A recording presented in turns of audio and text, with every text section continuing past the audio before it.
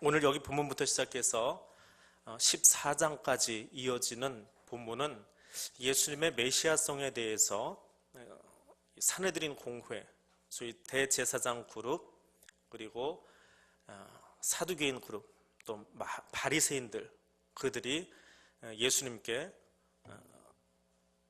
저항하고 있는, 논쟁을 벌이고 있는 그런 대목입니다. 아주 직접적으로 예수님을 공격하고 있지요. 예수님께 공격만 하는 것이 아니라 예수님도 또 적극적으로 그들의 공격에 대처하고 아예 내놓고 다니시는, 이제는 오늘 본문은 화요일 본문입니다. 그래서 수요일 본문이라서 이제는 적극적으로 나서서 한 이틀 동안의 그 긴 논쟁을 오늘부터 시작해서 14장까지 연결해서 계속 하고 계십니다. 27절 말씀에 그들이 다시 예루살렘에 들어가니라. 여기 그들은 예수님과 그 무리들을 이야기합니다. 그런데 예수께서 성전에서 거니실 때에 이제 내놓고 다니십니다. 나 여기 있다, 나 여기 있으니까 너희들 나 좀 쳐다봐라 라고 한번 논쟁해보자. 아예 내놓고, 자신을 드러내놓고 다니시는 장면을 볼 수 있습니다. 성전 청결을 단행하셨던, 바로 어제죠. 날짜로 따지면 바로 어제 성전 청결을 단행하셨던 주님이 나가셨다가 다시 들어오셔가지고 성전에서 난장판을 만들어 놨는데 그 다음날 다시 들어와서 여유 있게 돌아다니십니다. 그런데 대제사장들이 보기에는 얼마나 그 모습이 배가 아픈, 정말 안 입고 온 그런 모습이겠습니까? 근데 주님이 그 앞에 돌아다니십니다. 날 좀 건드려 봐라 하는 거죠. 전쟁을 선언하고 있는 겁니다. 전날 예수님이 성전에 들어가셔서 성전을 청결케 하신 성전 청결 혹은 정결 혹은 숙정 작업, 숙청 작업, 뭐 여러 가지로 이름을 붙이는데, 아무튼 성전 안에 있던 좌판들을 엎었다라고 하는 것은 그 좌판을 허락해준 대제사장의 가문에 대해서, 그들의 권위에 대해서 도전해버린 것이고, 그것을 다 엎으신 다음에 하신 이야기가, 여기는 기도하는 집이니까 강도의 속을 만들지 말아라. 그 누구예요? 대제사장 너희들이 강도다라고 지금 직격탄을 날려버린 거죠. 요즘 인터넷에서 또 TV에서 나오는 유행어로 따지면 돌직구를 날리신 거예요. 그냥 그대로 직구를 날려버린 겁니다. 어제 한 방 먹었잖아요. 그러니까 오늘은 이제 대제사장 그룹에서 반대로 예수님에게 한 방 먹여야 될, 주거니 받거니 해야 될, 그것이 딱 맞는 그런 시점입니다. 어제 예수님에 의해서 권위가 무시당해버린 사람들이 가만히 있을 리가 없습니다. 그래서 이 대제사장 그룹이, 산헤드린 공회 그룹이 옆으로 피해가지 않고 지금까지는 옆으로 피해 다녔어요. 그리고 다른 질문을 벌였습니다. 율법이 무엇인지, 율법의 정의가 무엇인지, 정신이 무엇인지 그렇게 따져 묻다가 이제는 대놓고 그들도 직구를 날립니다. 그 직구가 무엇입니까? 무슨 권위로 이 일을 하느냐, 누가 이런 일 할 권위를 주었느냐, 대놓고 이야기합니다. 그건 자기들의 권위가 그만큼 상처 입고 무너졌다라고 하는 반증이에요. 너 때문에 우리 권위가 무너졌는데, 그래 우리가 허락해줬어, 거기다 좌판 버렸는데 네가 엎어버렸지, 너는 대체 누가 시켜서 그 일을 하는 거냐 라고 물어보고 있습니다. 그 질문의 목적이 무엇입니까? 하나는 예수라고 하는 사람, 예수 청년 예수가 어떤 권위도 가지고 있지 못하다. 공인된 권위. 이스라엘 안에서 공인된 권위는 누가 가지고 있습니까? 산헤드린 공회 외에는 아무도 가지고 있지 않습니다. 이 산헤드린 공회가 언제부터 생겼는지는 역사책에 제대로 기록이 안 돼 있습니다. 다들 추측하기는 모세 때부터 만들지 않았을까? 왜냐하면 모세가 각 지파의 장로들을 불러서, 교회 장로가 아닙니다, 어른 장로들이에요. 나이든 장로, 그러니까 원로원을 소집합니다. 근데 그때부터 아마 산헤드린 공회가 이름은 없었지만 그게 쭉 유지되어 오다가 이때 가서 이름을 갖지 않았을까? 또 하나의 추측은 에스라 학사가 바벨론 포로 이후에 이스라엘로 돌아와가지고 팔레스타인을 다시 회복시켜가는 과정 속에서 정신적인 리더 그룹이 필요하겠다. 그래서 말씀을 잘 배우고 가르칠 수 있는 그룹들을 모아놓자. 그래서 제사장 그룹하고 말씀을 연구하고 있던 학사 그룹들, 자신이 학사다 보니까 그 학사 그룹들을 모아서 시작을 했는데, 예수님 때 와서는 이것이 정치 세력하고 야합하면서 변질되어 버렸다. 그렇게 보는 두 가지 견해가 있습니다. 근데 언제부터 태동했던지 간에 이 당시에 예수님 시대에 주 1세기에 이스라엘 땅 안에서 사내들인 공회는 정신적인 어떤 영적 리더로서의 권위를 가지고 있는 것이 아니라 시장의 좌판 권위를 가지고 있는 거예요. 좌판을 누가 쥐고 흔드느냐, 그거밖에 없습니다. 뭐 입법권도 있고 사법권도 있지만 그 입법과 사법권은 로마 제국의 통치 하에서만 부릴 수 있어요. 그래서 가벼운 경범죄는 처벌할 수 있지만 중죄인에 대해서는 빌라도 앞에 끌고만 가야 됩니다. 자기들이 처분할 수 있는 권한이 없어졌어요. 그러니까 백성들이 보기에도 그 권위라고 하는 게 예전같이 그렇게 자기들의 땅을 또 자기들의 공동체를 확 끌어주는 그런 힘이 없는 이름뿐인 상례들인 공회, 이름만 있는 공회 의원님들 하는 것이지 그 실권은 없는, 실제적인 힘은 없는 그런 그룹이 되고 말았습니다. 이렇든지 저렇든지 간에 자기들은, 사두개인과 바리새인들은 그 사내들인 공회가 인정해준 권위를 가지고 지금 장사도 하고 있고 또 제사장 일도 하고 있고 옷도 좀 다르게 입고 다니고 있거든요. 근데 예수는 대체 왜 그렇게 하느냐라고 하는 거예요. 우리가 공인해주지 않았는데, 우리가 해주지 않았는데 라고 하는 겁니다. 그리고 또 하나는 그 사내들인 공회 의원들의 생각 가운데 자기들의 권위를 넘어설 수 있는 분은 딱 하나밖에 없다는 거예요. 누구예요? 다시 오실 메시아. 메시아가 왔다면 우리를 넘어설 수 있는 거예요. 근데 그들이 생각하는 메시아는 어떤 메시아예요? 정치적이고 권위적인 메시아예요. 로마 황실에 태어났든지 아니면 군대를 이끌고 와가지고 로마의 군대를 싹 몰아내주면서 내가 메시아다 하든지 그런 메시아 같으면 우리도 어쩔 수 없이 고개 숙일 텐데 이건 나사렛 촌동네에서 와가지고 지가 뭐라고 맨날 뒤 엎어버리고 공성이 시작하던 날도 성전 한번 엎어놨잖아요. 근데 공성이 끝날 쯤에 가서 성전을 또 엎어버렸어요. 중앙정계 가지고 한 판씩 엎으면서 자기 생애를 이렇게 시작을 하시고 마무리를 하십니다. 이게 탐탁하지 않은 거지요. 요즘으로 치면 토픽감이에요. 전식의 토픽감입니다. 또 두 번째 질문하는 의도는 예수가 이 질문을 받고 나서 그래, 내가 메시아고 내가 하나님에게서 받았다 라고 말을 해버리면 이건 신성모독죄예요. 이건 신성모독죄입니다. 그걸 설명할 길이 없어요. 하나님을 보여줄 수 있는 것도 아닌데 신성모독으로 걸기에 딱 좋습니다. 신성모독은 이유 불문하고 돌로 쳐버리면 돼요. 그것이 율법이기 때문에 그렇습니다. 율법에 그렇게 써있기 때문에 이 사내들인 공회 의원들은 마음속에 그것을 가지고 있는 거예요. 그 질문의 의도를 가지고 예수님의 권위가 대체 어디서부터 나왔느냐라고 물어봅니다. 그런데 29절에서 예수님이 이렇게 이야기합니다. 나도 한 말을 너에게 물으리니 대답하라. 그러면 내가 대답해 주겠다. 30절입니다. 요한의 세례가 하늘로부터냐 사람으로부터냐. 우리의 이야기 방식으로 하면 딴소리 하는 거지요. 아이들한테 뭘 질문하면 아이가 거꾸로 질문할 때가 있어요. 아이들이 이렇게 질문할 때 거꾸로 되물을 때가 있습니다. 그러면 아이들이 하는 말이 있어요. 아빠 그러지 말고 내가 먼저 물은 거에 대해서 대답해 주세요 라고 이야기를 하는데 이스라엘의 랍비들은 주거니 받거니 하는 그 질문과 대답을 할 때에 상대방의 질문을 다시 넘겨주는 경우가 있습니다.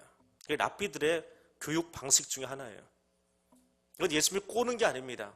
랍비들의 교육 방식이에요. 랍비들이 네가 지금 알고 있는 게 잘못됐어. 그래서 그 본질이 무엇인지 다시 들려줄게 하면서 그 질문의 중심 언어를 골라가지고 다시 되짚어주는 거예요. 그럼 그 질문을 받은 사람이 이게 중심당하는데 내가 이것에 대해서 잘 모르고 있다는 이야기구나. 그러면서 교육이 시작되는 거예요. 그리고 그것을 풀어나가면 그 사람이 질문했던 내용들의 답이 나옵니다. 그래서 답을 스스로 찾아가도록 하기 위한 랍비들의 교육 방식이 재질문하는 거예요. 그러니까 예수님이 한 것은 전혀 낯선 것이 아닙니다. 당시의 랍비들은 다 하고 있던 거예요. 우리들이 보기에는 예수님 피해가는 것 같은데 아리송하게 꼬면서 이 사람들 약 올리는 것 같은데 실제는 그것이 아니고 랍비로서의 권위를 가지고 메시아 권위가 아니고 랍비의 권위를 가지고 그냥 물어본 거예요. 그러니까 너희가 권위라고 이야기하는데 그럼 내가 하나만 더 물어보자. 요한이 했던 세례 요한의 세례가 하늘로부터냐 사람으로부터냐. 여기 하늘이라고 하는 이 말은 유대인들이 하나님을 이야기할 때 하늘이라고 이야기합니다. 그냥 위라는 이야기가 아니에요. 유대인들은 하나님이라고 하는 단어를 입에다 담지를 않습니다. 그럼 불경죄예요. 어떻게 죄인인 인간이 하나님의 이름을 함부로 부릅니까? 우리는 뭐 CCM 가사라든지 찬송가 가사 속에 하나님 이름이 얼마나 많이 등장을 해요. 하나님, 하나님, 나의 하나님 그러면서 막 부르잖아요. 근데 유대인들은 부를 수가 없어요. 그래서 은유적으로 부를 수 있는 가장 좋은 단어가 하늘이에요. 그래서 요한의 세례가 하늘로부터냐라고 하는 말은 요한이 세례 준 것이 하나님이 인정해 준 권위로부터 나온 것이냐, 아니면 사람들이 그를 등 떠밀어서 그렇게 한 것이냐라고 물어보는 겁니다. 근데 세례 요한이 요단 가서 세례를 베풀고 있을 때에 사내들인 공회 요원들은 한 사람도 거기 나갔다는 기록이 없어요. 군인도 나갔고 또 일반 서민들도 나갔고 예수님도 다 나가셨는데, 사내들인 공회 의원들, 대제사장이나 사두개인들이 그 앞에 가서 머리 조아리고 세례받았더라 하는 대목이 없습니다. 왜요? 그들은 요한의 세례를 탐탁치 않게 여겼기 때문에 그래요. 근데 그것을 대답하기가 이들이 이제 곤란해진 겁니다. 요한의 사역이 하나님께로부터 말미암았다, 그렇게 이야기하면 예수님의 사역도 하나님의 것이 되는 거예요. 그런 등식이 성립됩니다. 또 그렇게 이야기하자고 하면, 그럼 하나님으로부터 말미암은 세례인데 너희는 왜 받지 않았느냐라고 하는 거예요. 너희는 왜 받지 않았냐? 그럼 자기들이 위선자라는 얘기잖아요. 자기들이 위선자지요. 그러니까 자가당착에 빠지게 되는 겁니다. 체제 유지를 위해서, 자기들의 체제 유지, 기득권을 유지하기 위해서는 세례 요한 앞에 무릎을 꿇을 수가 없었어요. 큰 광야에서 낙대 털어도 있고 물세례 주고 있는 그 사람 앞에 대제사장님이, 사두개인님이 그 앞에서 어떻게 무릎을 꿇어요? 내 권위가 있는데 그 사람이 무릎 꿇어야지. 그게 쓸데없는 세상적인 권위를 자랑하는 그 사람들의 모습이더라라고 하는 것입니다. 그래서 그들이 의논하기 시작합니다. 의논하기 시작하는데 그것이 끝이 나지를 않더라라고 하는 거예요. 계속해서 의논하고 있더라. 서로 의논하더라. 미완료 동사라고 합니다. 완성되지 않은 이야기예요. 의논은 했는데 의논의 끝이 없어요. 이들이 지금 대답을 하기는 했습니다. 성경에 써있는 대답이 완성된 대답이 아니에요. 완성이 안 됐기 때문에 대답을 이렇게 할 수밖에 없었어요. 그들은 어떤 답을 해야 될지 스스로 알 수가 없었습니다. 요한을 인정하자니 세례를 받지 않았던 자신들이 불법한 사람들이 되는 것이고, 요한을 인정하지 않자니 백성들이 들고 일어날 거예요. 자기들보다 세례 요한이 훨씬 더 지지 세력이 많기 때문에 그것이 두려워서 이도 저도 못합니다. 진리 앞에서 무릎 꿇을 것인지, 아니면 세상 사람들 눈치 보면서 평생 그렇게 살아야 될 것인지, 그것이 늘 그들의 고민이었어요. 그러면서 자기들의 권위의 자리를 지키려고 하는 그런 사람들, 그래서 이야기하지 못합니다. 누가복음에 보면 이 대목을 이렇게 기록하고 있습니다. 누가는 아주 솔직하게 의사의 아주 정확한 판단을 가지고 써놓은 게 하나 있어요. 잘못 대답하면 저들이 우리를 돌로 칠 것 같다. 그 주변의 상황을 누가 기록해 놓은 게 있어요. 잘못하면 저들이 돌로 칠 것 같다. 그래서 그들이 대답을 유보합니다. 진리가 무엇이냐, 진실이 무엇이냐, 그들에게는 그것이 중요하지 않았습니다. 그들이 가장 중요하게 여기는 것은 무엇입니까? 자기 자리 유지하고 있는 거예요. 진리도 덮어버리고 진실도 덮어버리고 그냥 자기 자리 가만히 유지하고 있으면 이것이 가장 좋은 거예요. 그래서 그것을 유지하기 위해서는 어떻게 대답해야 되나요? 이것도 인정 안 하고 저것도 인정 안 하고 우야무야 넘어가 버리면 되는 거예요. 그래서 우리는 거기에 대해서 알지 못한다. 체면은 살렸습니다. 알지 못한다. 논점은 피해버렸습니다. 사실은 패배한 것이지요. 그들 스스로 패배를 인정한 것입니다. 예수에게 어떤 태도도 취하지 못하게 된 것입니다. 그런데 백성들이 보기에는 어떨까요? 이걸 저걸 물어보는데 세례 요한의 세례가 어디로부터 말미암았습니까? 하고 물어보면 우리 대제사장님께서 우리 팔레스타인의 전역에 있는 사람들 가운데에 최고의 권위를 가지고 있는 그분께서 답을 좀 주셔야 될 거 아니에요. 근데 그분이 그 답을 못 주더라. 저분이 영적으로 좀 잠겨 있구나. 그래 우리가 이렇게 힘들지. 그 순간부터 그들의 영적 권위는 묵살돼 버린 거예요. 피해간 것 같지만 사실은 우리가 영적으로 감겨 있습니다. 눈을 감고 있습니다. 라고 성경 공의 실체를 이야기한 꼴이 되고 말았습니다. 또 다른 면으로는 역사가 흘러가고 나서 보니까 고의로 그 자리를 피해버렸습니다. 하나님의 권위와 명예를 다 실추시키면서 그들의 이름으로 그들이 알고 있는 영적인 지식을 가지고 당신이 정말 메시아입니다라고 인정을 했어야 되는데 그러지 않음으로 말미암아서 하나님보다 자기 자리, 하나님보다 자기 좌판, 그 이익에 더 눈이 멀어버린 참남죄를 그들이 범하고 말아버린 거예요. 그 이익을 더 따먹겠다는 거예요. 예수를 죽여서라도, 그를 죽여서라도 우리 유익은, 우리 주머니는 계속 유지돼야 된다라고 하는 것이 대제사장의 논리였어요. 지도자가 영적으로 눈이 감겨버리면 얼마나 힘이 드는가라고 하는 거예요. 또 그들이 스스로 알고 있으면서 눈을 감아버릴 때 얼마나 그 땅 백성들이 더 피폐해지는가. 그들이 사실을 인정하고 우리가 실수했습니다, 잘못했습니다라고 고개 숙일 줄 안다면 그럼 그 좌판을 그들 스스로 치우면서 백성 안에서 정화작업을 일으키면서 종교개혁을 해나가면서 그 땅이 변화되었을 텐데 로마 식민지 치하에서 로마 사람들에게 압제당하는 것도 힘든데 제사장 그룹이 스스로 불의에 대해서 눈 감아버리기 시작하면서 유대인들은 그 뒤로 더 오랜 기간을 그렇게 암흑기로 보낼 수밖에 없었습니다. 그리고 결과적으로 이 논쟁이 끝난 다음에 이성적으로도 또 영적인 무지함으로 그를 덮어버리고 나니까 그 다음에는 어떤 방법을 써야 돼요? 이성도 통하지 않습니다. 영적인 권위도 통하지 않습니다. 그럼 어떤 방법만 남았어요? 주먹만 남은 거예요, 이제는. 말로도 안 돼요. 이성적으로도 안 돼요. 영적 권위도 안 됩니다. 그럼 예수 죽이는 방법이 하나밖에 더 있어요? 주먹질 하는 거죠. 야밤중에 법도 무시하고 다 무시하고 쫓아가서 예수 끌어내려가지고 밤사이에 얼렁뚱땅 재판해버리고 그리고 십자가에 못 박아버리는. 왜요?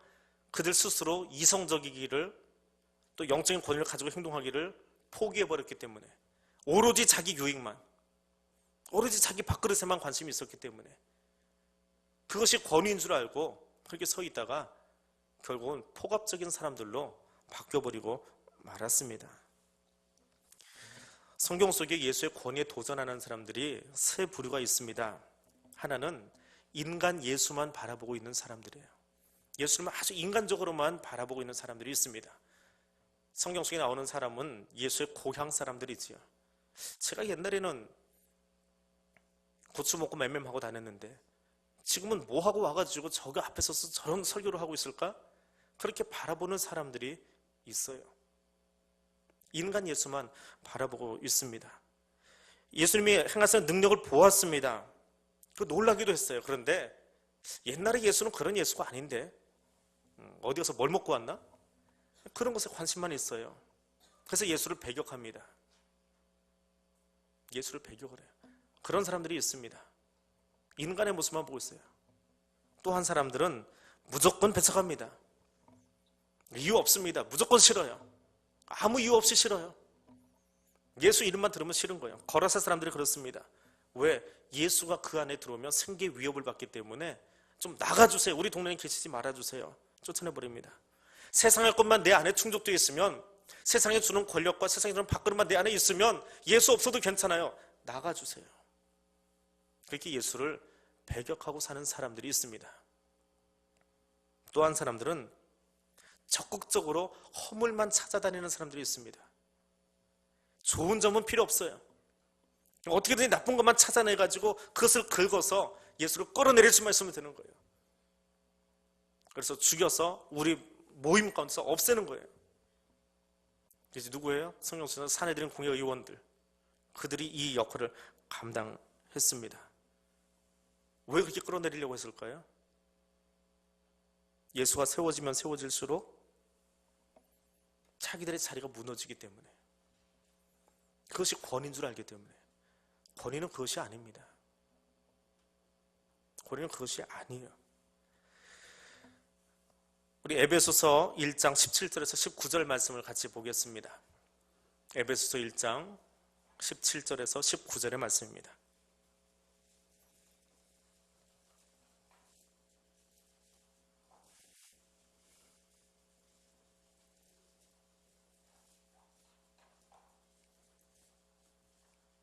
에베소서 1장 17절에서 19절 말씀 같이 보겠습니다.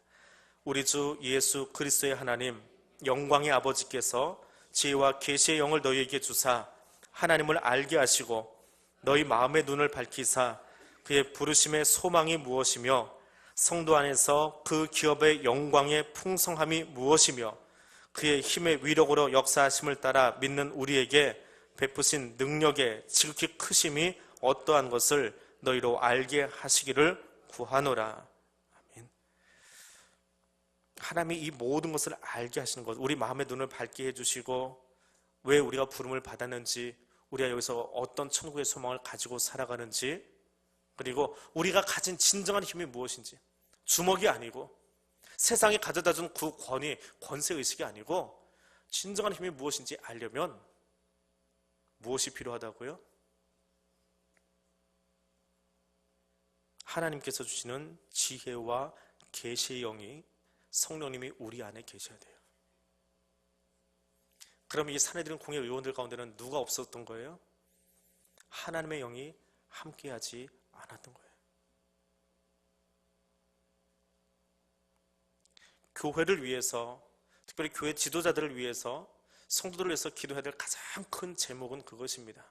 하나님, 저 사람 맨날 못난 짓 하고 다녀요. 그거 좀 고쳐주세요. 그 기도보다요 더 중요한 게 있어요. 그 기도 안 하셔도 괜찮아요. 엉뚱한 짓 하고 다니고 말썽 피우고 다녀도요, 저 사람 말썽 좀 안 피우게 해주세요. 그것보다 더 중요한 기도가 있어요. 이것만 하면 바뀌어요.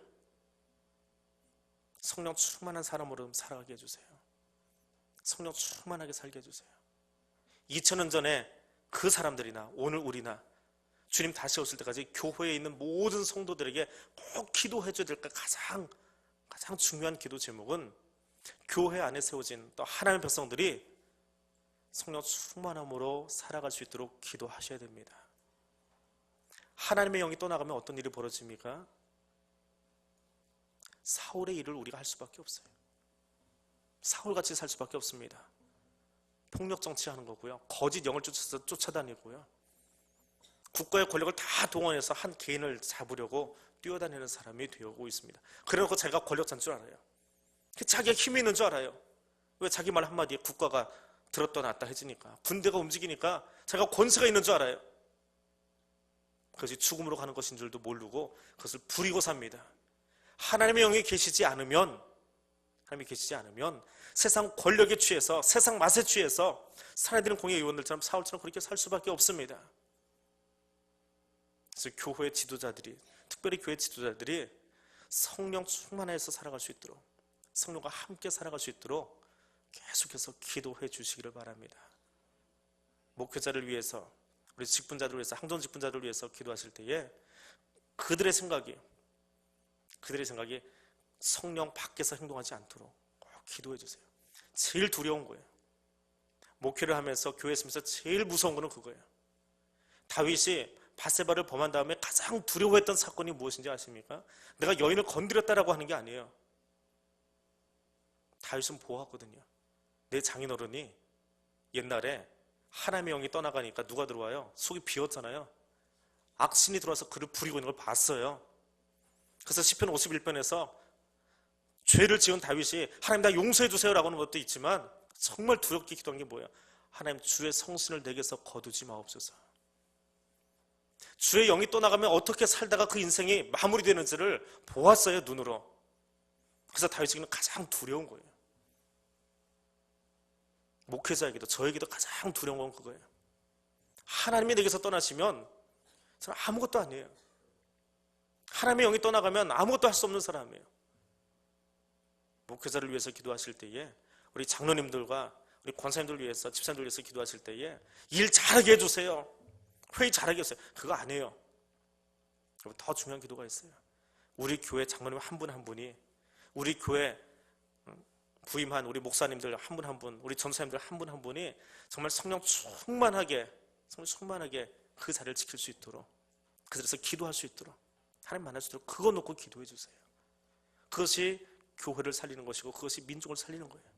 교회가 성령 충만한 사람들이 모여 있어야 세상하고는 다른 공동체가 되어집니다. 권위의식만 가지고 굳게 들어가 보세요. 난장판 되잖아요. 진정한 권위는 하나님에게서 오는 거예요. 하나님의 영이 우리와 함께 할 때에 가능한 것입니다. 영적으로 무지한 사람들하고 허탈한 변론 나누지 마세요. 아주 잘 무장해서 가지고 나옵니다. 이단들 보세요. 이단이나 사이비 만나서 한번 이야기해 보세요. 그냥 자기들의 논리에 맞춰가지고 이걸 팍 끌고 가려고 그 변론 책 만들어가지고 그걸 딸딸딸딸 암송해서 들고 나오잖아요. 신천지나 혹은 여호와의 증인 같은 사람을 만나보세요. 우리가 하는 이야기로 끌려오지 않으려고 발악을 합니다. 자기들의 레파토리대로 이야기가 끌어가야져야 돼요. 그래서 그거 탁탁 끊어놓으면 어쩔 줄은 몰라요. 왜? 그거 말고는 성경 지식을 모르거든요. 많이 아는 것 같은데 이단의 특징이 있어요. 자기들이 원하는 고리대로만 넘어가 줘야 돼요. 그걸 끊어버리면 말을 못해요. 괜히 변론하지 마세요. 괜히 그런 걸 변론하지 마세요. 하나님 말씀을 깊이 묵상하고 그걸 깊이 창념하는 여러분 될 수 있기를 원합니다. 주님이 대답을 안 하셨습니까? 나도 대답하지 않겠다라고 딱 내려놓고 자리를 떠나셨습니다. 주님이 대답하지 않으셨나요? 세례 요한의 세례가 하늘로 쏘냐 사람에게로 쏘냐 할 때에 이미 그분은 대답하셨어요. 랍비들의 대답 방식이에요. 이미 대답하셨어요. 세례 요한의 세례는 하늘로부터 왔는데 너는 어떻게 대답할래? 네가 선택해라. 그것은 지금 질문을 받고 있는 그 사람들에게 회개할 수 있는 기회를 주고 계신 거예요. 그때 그들이 회개했어야 돼요. 주님은 우리에게 수도 없이 많이 회개할 수 있도록 기회를 제공해주고 계세요. 우리가 잘못된 것을 지적해주고 계시고 그게 아니야, 거기서 빨리 돌아와 라고 이야기하고 계세요. 몇 년에 한 번씩, 몇 달에 한 번씩이 아니라 매일매일 우리에게 그 질문을 하고 계세요. 오늘 이 사람들이 하신 것처럼 그때 하나님 앞에 나아갈 수 있어야 됩니다. 하나님이 기회 주실 때에 지금이 그 기회의 때이고 지금이 그 은혜 받을 때인 줄 알고 주님 앞에 설 수 있기를 원합니다. 다른 무엇보다 우리 교회에 속한 모든 성도들이, 특별히 우리 교회에 세워진 우리 직분자들이, 우리 교역자들이 성령 충만함으로 설 수 있도록 기도할 수 있기를 원합니다. 이 시간 그것 가지고 먼저 기도하겠습니다.